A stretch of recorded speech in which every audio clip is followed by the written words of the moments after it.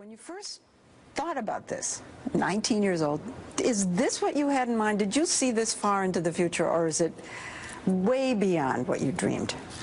Well, it's funny. I mean, when I was getting started, with my roommates in college, you never think that you could build this company or anything like that, right? Because, we were college students, right? And Yeah. we were just building stuff because we thought it was cool. I do remember having these specific conversations with my friends where we thought, someone is going to build this. Someone is going to build something that makes it so that people can stay connected with their friends and their family, but no way would we be the ones who were contributing to kind of leading the whole internet in this direction. But that's what he's doing, leading the whole internet in his direction.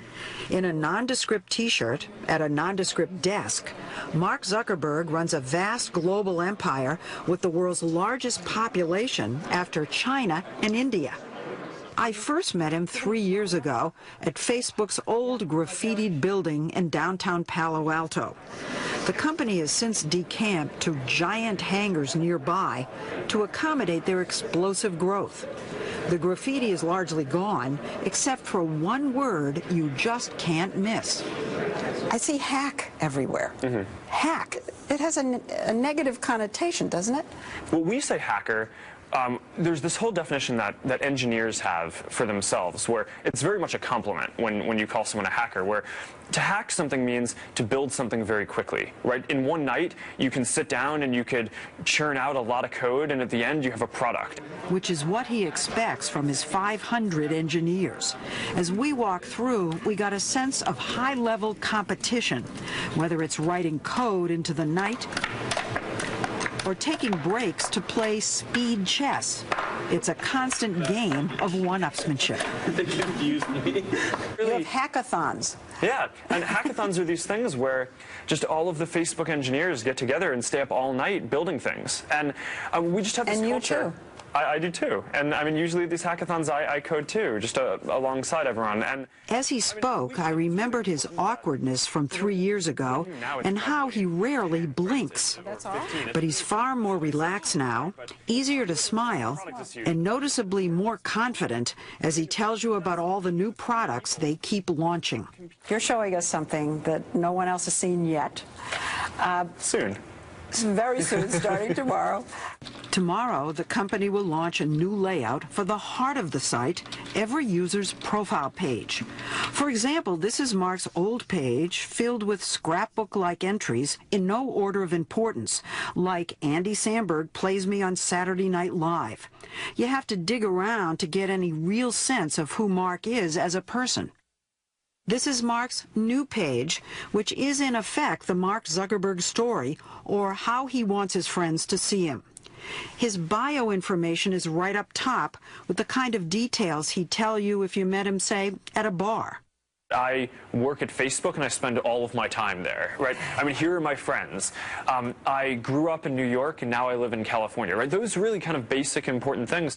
Under the bio, his latest photos posted by him or his friends. It's like a running ticker tape of his life. Every day, a staggering 100 million photos are uploaded onto the site. Lots of photos right away. People love photos. Yeah. Photos originally weren't that big of a part of the idea for Facebook, but we just found that people really liked them, so we built out this functionality. A dozen engineers and designers worked on the new page in this war room. Cool. Empty plates and toothpaste tubes by their keyboards. They raced against a clock right there telling them how much time was left to complete each high-priority task. We want it to be awesome. They came up with a new section on the left. You can now list the important people in your life: mom, dad, sister, girlfriend.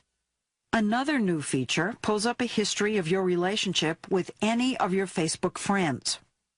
You can see all the things that you have in common with that person. And it's just like, it gives you this amazing connection with that person in a way that the current version of the profile that we have today just doesn't do. For the oversharers among us, you'll still get the news. Mark just ate an extremely spicy pepper and went to the Harry Potter amusement park with his dad. There's lots more graphics under What's Important to You. Mark likes Lady Gaga and epic movies. And finally, there's a sports section.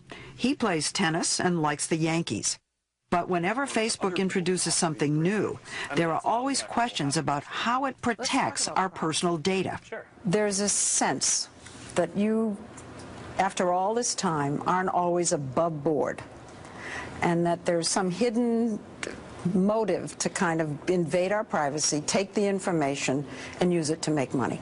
We never sell your information. Advertisers who are using the site never get access to your information. But the new layout does encourage us to reveal more about ourselves on Facebook. Earlier this year, the company also introduced a new button where users can tell Facebook what they like in over 100,000 sites, whether it's a new pair of jeans or a 60-minute story.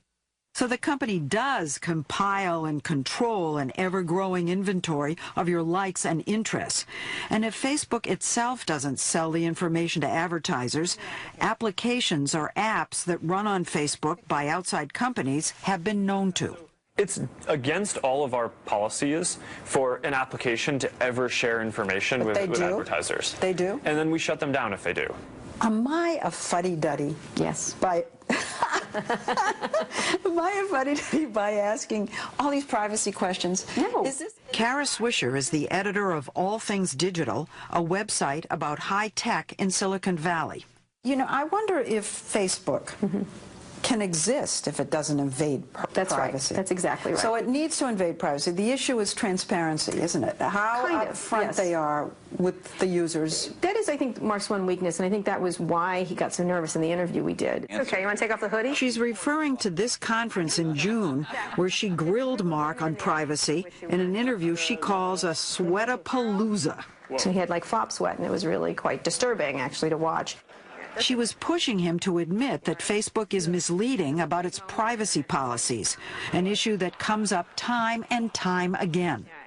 Now, do we get it right all the time? No, but it's something that we take really seriously, and every day we come to work and just try to do a good job on this. And yet you've got the FTC looking into it. You have members of Congress looking into it. There have been privacy groups who've lodged formal complaints. You've hired a lobbyist in Washington to deal with this, so you know it's a problem. Well, I think that it's a really important thing for everyone to just be thinking about. I mean, privacy and making sure that people have control over their information is, I think, one of the most fundamental things on the internet. It's become even more important as Facebook introduces one new product after the next. So these are all just like engineering teams. These guys work on the platform, which is how... 28-year-old Chris Cox is head of product development. He sits across the desk from Mark and thinks about what next for Facebook. This is how close we sit. And increasingly, he's thinking outside your desktop. How many people actually access Facebook through their mobile devices? I think the latest number is over 200 million. So in other words, that's obviously the future. I think it's a huge part of the future. Is Facebook developing a phone device like Apple did iPhone? No, we're working on building software that can be used on all phones.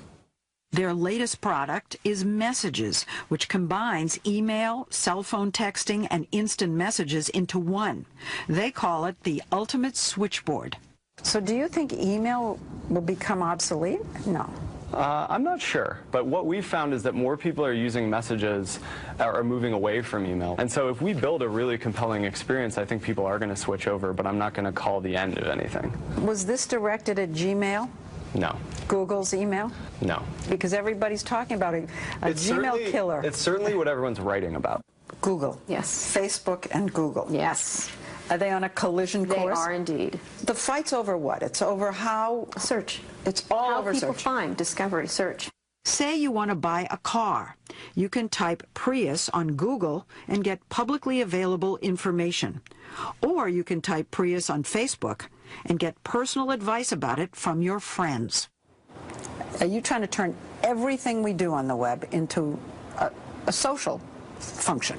I think what we've found is that when you can use products with your friends and your family and the people you care about, they tend to be more engaging. I think that we're really going to see this huge shift where a lot of industries and products are just going to get remade to be social.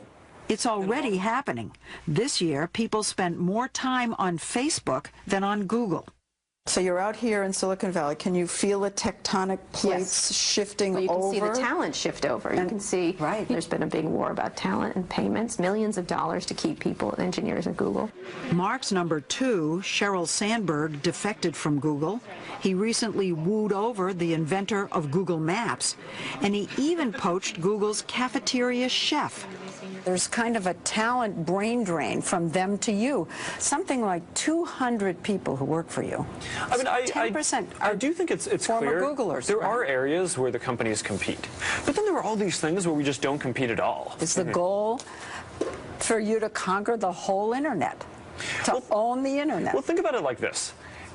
People, if they can use a product of any category, photos, groups, music, TV, anything, either by themselves or with their friends, I think most of the time people want to do those things with their friends. So is the answer yes?